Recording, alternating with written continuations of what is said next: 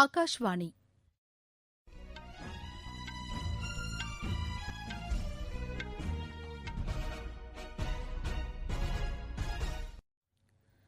செய்திகள் வாசிப்பவர் மிருதுளா. தலைப்புச் செய்திகள்: வேளாண் சட்டங்கள் தொடர்பாக விவசாய சங்க பிரதிநிதிகளுடன் 5ஆம் கட்ட பேச்சுவார்த்தைகள் புதுதில்லியில் இன்று நடைபெற்றது. புயல் மற்றும் கனமழையால் பாதிக்கப்பட்ட பகுதிகளில் மீட்பு மற்றும் நிவாரணப் பணிகளை துரிதமாக மேற்கொள்ள அமைச்சர்கள் அடங்கிய 5 குழுக்களை முதலமைச்சர் திரு எடப்பாடி பழனிசாமி நியமித்துள்ளார். தமிழகத்தில் புயல் மற்றும் மழை வெள்ளத்தால் ஏற்பட்டுள்ள பாதிப்புகளை மதிப்பீடு செய்ய மத்திய குழுவினர் இன்று சென்னை வந்தடைந்தனர். தமிழகத்தின் கடலோர மாவட்டங்களில் கனமழையும், உள் மாவட்டங்களில் பல இடங்களில் மிதமான மழையும் பெய்யக்கூடும் என்று வானிலை ஆய்வு மையம் தெரிவித்துள்ளது. இந்தியா ஆஸ்திரேலியா அணிகளுக்கிடையே 2வது டுவெண்டி கிரிக்கெட் போட்டி நாளை சிட்னியில் நடைபெறவுள்ளது. இனி விரிவான செய்திகள். வேளாண் சட்டங்கள் தொடர்பாக விவசாய சங்க பிரதிநிதிகளுடன் 5ஆம் கட்ட பேச்சுவார்த்தை இன்று புதுதில்லியில் நடைபெற்றது. முன்னதாக பிரதமர் திரு நரேந்திர மோடியுடன் மத்திய அமைச்சர் திரு அமித் ஷா, திரு ராஜ்நாத் சிங், திரு நரேந்திர சிங் தோமர், திரு பியூஷ் கோயல் ஆகியோர் இன்று ஆலோசனை நடத்தினர். பிரதமர் இல்லத்தில் நடைபெற்ற இந்த ஆலோசனையின்போது வேளாண் சட்டங்கள் தொடர்பாகவும் விவசாயிகளின் போராட்டம் குறித்தும் விவாதிக்கப்பட்டதாக தகவல்கள் தெரிவிக்கின்றன. இன்று புதுதில்லியில் செய்தி நிறுவனத்திற்கு அளித்த பேட்டியில் இதனை தெரிவித்த அவர், விவசாயிகளுடன் திறந்த மனதுடன் பேச்சுக்கள் நடத்தப்பட்டு வருவதாகவும் விரைவில் சுமூக தீர்வு எட்டப்படும் என்றும் அவர் நம்பிக்கை தெரிவித்தார். விவசாயிகள் எழுப்பியுள்ள அம்சங்கள் அனைத்துக்கும் இன்றைய கூட்டத்தில் விளக்கம் அளிக்கப்படும் என்றும் வேளாண் துறை இணையமைச்சர் திரு கைலாஷ் சௌத்ரி கூறியுள்ளார். இதற்கிடையே வேளாண் சட்டங்களுக்கு எதிராக தில்லியில் விவசாயிகள் மேற்கொண்டு வரும் போராட்டத்திற்கு ஆதரவாக தமிழகத்தில் திமுக சார்பில் இன்று ஆர்ப்பாட்டம் நடைபெற்றது. சேலத்தில் நடைபெற்ற இப்போராட்டத்தில் அக்கட்சியின் தலைவர் திரு மு க ஸ்டாலின் பங்கேற்றார். புயல் கனமழை காரணமாக பாதிக்கப்பட்ட மாவட்டங்களில் மீட்பு மற்றும் நிவாரணப் பணிகளை மேற்கொள்ள அமைச்சர்கள் அடங்கிய குழுவை முதலமைச்சர் திரு எடப்பாடி பழனிசாமி நியமித்துள்ளார். புயல் மற்றும் மழையால் ஏற்பட்டுள்ள பாதிப்புகள் குறித்து அவர் இன்று சென்னையில் அமைச்சர்கள் மற்றும் அதிகாரிகளுடன் ஆலோசனை நடத்தினார். பாதிக்கப்பட்ட பகுதிகளில் போர்க்கால அடிப்படையில் மீட்பு மற்றும் நிவாரணப் பணிகளை மேற்கொண்டு விரைவில் இயல்பு நிலைக்கு கொண்டுவர அமைச்சர்கள் மற்றும் அனைத்து துறை அதிகாரிகளுக்கும் உத்தரவிட்டுள்ளதாகவும் முதலமைச்சர் தெரிவித்துள்ளார். கடலூர் மாவட்டத்தில் பாதிக்கப்பட்ட பகுதிகளில் மீட்பு மற்றும் நிவாரணப் பணிகளை போர்க்கால அடிப்படையில் மேற்கொள்ள அமைச்சர்கள் P Thangamani, M C Sampath ஆகியோரும், திருவாரூர் மாவட்டத்திற்கு திரு கே பி அன்பழகன், திரு காமராஜ் ஆகியோரும் நியமிக்கப்பட்டுள்ளதாக அவர் கூறியுள்ளார். நாகை மாவட்டத்தில் நிவாரணப் பணிகளை Thiru S P Velumani, Thiru O S Manian, doctor Vijayabaskar ஆகியோரும், செங்கல்பட்டு மற்றும் காஞ்சிபுரம் மாவட்டங்களில் அமைச்சர் திரு செங்கோட்டையன், திரு பெஞ்சமின் ஆகியோரும் மீட்பு மற்றும் நிவாரணப் பணிகளை மேற்கொள்வார்கள். சென்னை மாவட்டத்திற்குட்பட்ட பகுதிகளில் அமைச்சர் திரு ஜெயக்குமார், திரு பாண்டியராஜன் ஆகியோரும் பணிகளை மேற்கொள்ள தாம் உத்தரவிட்டிருப்பதாகவும் முதலமைச்சர் அந்த அறிக்கையில் தெரிவித்துள்ளார். மீட்பு மற்றும் நிவாரணப் பணிகள் தொடர்பாக நம்பத்தகுந்த ஊடகங்களில் வரும் செய்திகளை மட்டுமே கேட்குமாறும் வீண் வதந்திகளை நம்ப வேண்டாம் என்று தாம் கேட்டுக் கொள்வதாக முதலமைச்சர் திரு எடப்பாடி பழனிசாமி அந்த அறிக்கையில் கூறியுள்ளார். இதனிடையே புயல் மழை காரணமாக உயிரிழந்த 7 பேரின் குடும்பத்தினருக்கு தலா 10 லட்சம் ரூபாய் நிவாரண உதவி வழங்கப்படும் என்றும் முதலமைச்சர் அறிவித்துள்ளார். தமிழகத்தில் நிவர் புயல் மற்றும் மழை வெள்ளத்தால் ஏற்பட்டுள்ள பாதிப்புகளை மதிப்பீடு செய்ய மத்திய அரசின் உள்துறை இணைச் செயலர் திரு அசுதோஷ் அக்னிஹோத்ரி தலைமையில் 5 பேர் கொண்ட குழுவினர் இன்று பிற்பகல் சென்னை வந்தனர். மத்திய அரசின் உயர் அதிகாரிகள் திரு தரம்வீர்ஜா, திரு ஓ பி சுமன், டாக்டர் பால்பாண்டியன், திரு அமித்குமார் ஆகியோரும் வந்துள்ளனர். இந்த குழுவினர் இன்று மாலை தலைமைச் செயலர் திரு சண்முகத்தை சந்தித்து பேசினர். மத்திய குழுவினர் 2 குழுக்களாக பிரிந்து நாளையும் நாளை மறுநாளும் தமிழகம் மற்றும் புதுச்சேரியில் நிவர் புயலால் ஏற்பட்ட பாதிப்புகள் குறித்து நேரடியாக ஆய்வு மேற்கொள்ள உள்ளனர். உலக பொருளாதார வளர்ச்சிக்கு சுயசார்பு இந்தியா இயக்கம் முக்கிய பங்கு வகித்து வருவதாக மத்திய அறிவியல் தொழில்நுட்பத்துறை அமைச்சர் டாக்டர் ஹர்ஷ்வர்தன் கூறியுள்ளார். சர்வதேச அறிவியல் மாநாட்டையொட்டி ஏற்பாடு செய்யப்பட்டுள்ள CSIR தொழில்நுட்ப மையத்தின் முன்னோட்ட நிகழ்ச்சியை புவனேஸ்வரில் அவர் காணொலி காட்சி மூலம் இன்று தொடங்கி வைத்து பேசினார். கனிமவள வளர்ச்சி ஆராய்ச்சி மற்றும் மேம்பாட்டில் உள்ள பிரச்சினைகளுக்கு தீர்வு காண்பதில் இந்த மையம் உறுதுணையாக இருப்பதாக தெரிவித்தார். டங்ஸ்டன், லித்தியம், கோபால், மாங்கனீஸ் போன்ற அரிய வகை தனிமங்களின் வளங்களை கண்டறிவதிலும் இந்த மையம் சிறப்பாக செயல்பட்டு வருவதாக அமைச்சர் குறிப்பிட்டார்.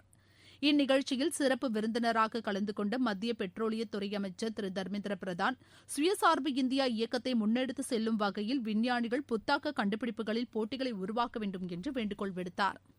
பழங்கால பாரம்பரியத்துடன் நவீன அறிவியல் மற்றும் கணிதத்தை ஒன்றிணைத்து விஞ்ஞானிகள் புதுமைகளை படைத்து சாதிக்க வேண்டும் என்றும், தொழில் மற்றும் சமூக பிரச்சினைகளுக்கு தீர்வு காண வேண்டும் என்றும் அவர் அப்போது கேட்டுக் கொண்டார்.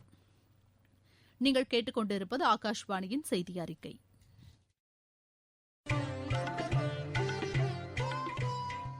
கோவிட்-19ற்கு எதிரான போரில் நமக்கான 3 கவசங்கள். முகக்கவசம் அணிவோம், தனிநபர் இடைவெளியை கடைபிடிப்போம், கை மற்றும் முக சுத்தம் பராமரிப்போம்.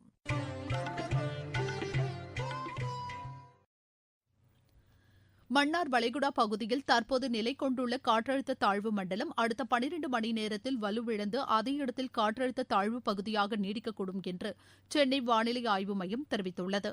இதன் காரணமாக அடுத்த 24 மணி நேரத்தில் தமிழகத்தின் கடலோர மாவட்டங்களில் இடியுடன் கூடிய கன மற்றும் மிக கனமழை பெய்யக்கூடும் என்றும் உள் மாவட்டங்களில் அநேக இடங்களில் மிதமான மழை பெய்யக்கூடும் என்றும் தெரிவிக்கப்பட்டுள்ளது.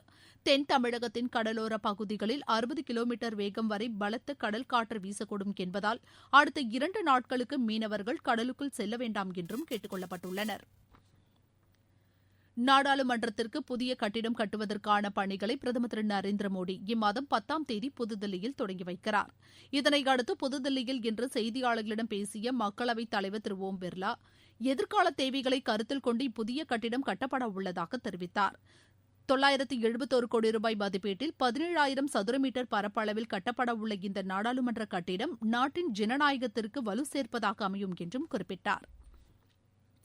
மேற்குவங்க மாநிலம் கொல்கத்தாவில் பொதுமக்களின் நலன் கருதி போக்குவரத்து வசதிகளை மேம்படுத்தும் வகையில் நாளை மறுநாள் முதல் ரயில் சேவை நேரத்தை நீட்டிக்க கொல்கத்தா மெட்ரோ ரயில் நிறுவனம் முடிவு செய்துள்ளது.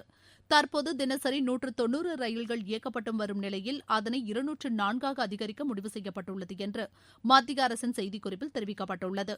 இந்த ரயில் சேவைகள் காலை 7 மணிக்கு தொடங்கி இரவு 9:30 மணி வரை இயக்கப்படும். கொல்கத்தா மெட்ரோ ரயில் நிறுவனத்தின் இந்த முடிவு பாராட்டத்தக்கது என்று மத்திய அமைச்சர் திரு பியூஷ் கோயல் கூறியுள்ளார். உலக மண்வள தினம் இன்று கடைபிடிக்கப்பட்டது. மண்வளத்தின் முக்கியத்துவம் குறித்தும் மண்வள ஆதாரங்களை பாதுகாப்பது குறித்தும் முழு கவனம் செலுத்தும் வகையில் ஆண்டுதோறும் டிசம்பர் 5ஆம் தேதி மண்வள தினம் கடைபிடிக்கப்பட்டு வருகிறது. மண்வளத்தை பாதுகாப்பதில் இந்தியா மேற்கொண்ட பணிகள் பல்வேறு நாடுகளுக்கு வழிகாட்டியாக திகழ்கிறது என்று மத்திய அமைச்சர் திரு பிரகாஷ் ஜவடேகர் கூறியுள்ளார். உலக மண்வள தினத்தையொட்டி அவர் வெளியிட்டுள்ள டுவிட்டர் செய்தியில், சுற்றுச்சூழலுக்கு உகந்த வகையில் உலக அளவில் மண்வளத்தை பாதுகாப்பது குறித்த விழிப்புணர்வை உருவாக்க வேண்டியதன் அவசியம் குறித்து வலியுறுத்தியுள்ளார். கோவிட்-19னால் பாதிக்கப்பட்டு சிகிச்சை பெற்று வருவோரின் எண்ணிக்கை தொடர்ந்து குறைந்து வருவதாக மத்திய அரசு கூறியுள்ளது. தற்போது 4,10,000 பேர் சிகிச்சை பெற்று வருவதாகவும் கடந்த 136 நாட்களில் இது குறைவான அளவாகும் என்றும் சுகாதாரத்துறையின் செய்திக்குறிப்பு தெரிவிக்கிறது. கடந்த 24 மணி நேரத்தில் மட்டும் 36,652 பேர் இந்த நோய் தொற்றினால் பாதிக்கப்பட்டதாகவும் 42,533 பேர் குணமடைந்துள்ளதாகவும் 512 பேர் உயிரிழந்துள்ளதாகவும் அதில் குறிப்பிடப்பட்டுள்ளது. மத்திய மாநில அரசுகள் மேற்கொண்ட ஒருங்கிணைந்த நடவடிக்கைகள் காரணமாக இந்த நோய் தொற்று பரவல் கட்டுக்குள் உள்ளதாகவும் அந்த செய்திக்குறிப்பில் தெரிவிக்கப்பட்டுள்ளது. அசாமில் மாணவர்களுக்கான விடுதிகள் இம்மாதம் 15ஆம் தேதி முதல் மீண்டும் திறக்கப்பட உள்ளதாக அம்மாநில பள்ளிக் கல்வித்துறை அறிவித்துள்ளது. பொறியியல், கலை மற்றும் பாலிடெக்னிக்குகளில் இறுதியாண்டு பயின்று வரும் மாணவர்கள் மற்றும் அரசு மற்றும் தனியார் பள்ளிகளில் பயிலும் 10 மற்றும் 12ஆம் வகுப்புகளில் பயிலும் மாணவர்களுக்காக விடுதிகள் திறக்கப்பட உள்ளதாக அம்மாநில கல்வித்துறை வெளியிட்டுள்ள செய்திக்குறிப்பில் தெரிவிக்கப்பட்டுள்ளது. நிலையான வழிகாட்டு நெறிமுறைகளை பின்பற்றி விடுதிகள் செயல்படும் என்று அதில் குறிப்பிடப்பட்டுள்ளது. விடுதிகளில் தங்க மாணவர்கள் தங்களது பெற்றோர்களின் சம்மத கடிதத்தை சமர்ப்பிக்க வேண்டும் என்றும் அறிவுறுத்தப்பட்டுள்ளனர்.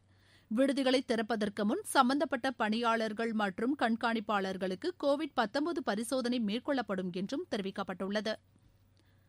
ISL கால்பந்து போட்டியில் ஒருங்கிணைந்த வடகிழக்கு அணி இன்று ஈஸ்ட் பெங்கால் அணியை எதிர்கொள்கிறது. இந்தியா ஆஸ்திரேலியா அணிகளுக்கு இடையேயான 2வது டுவெண்டி கிரிக்கெட் போட்டி நாளை சிட்னியில் நடைபெறுகிறது. இப்போட்டி இந்திய நேரப்படி பிற்பகல் 1:40 மணிக்கு தொடங்குகிறது. 3 போட்டிகளை கொண்ட இத்தொடரில் இந்தியா 1-0 என்ற ஆட்டக்கணக்கில் முன்னிலையில் உள்ளது.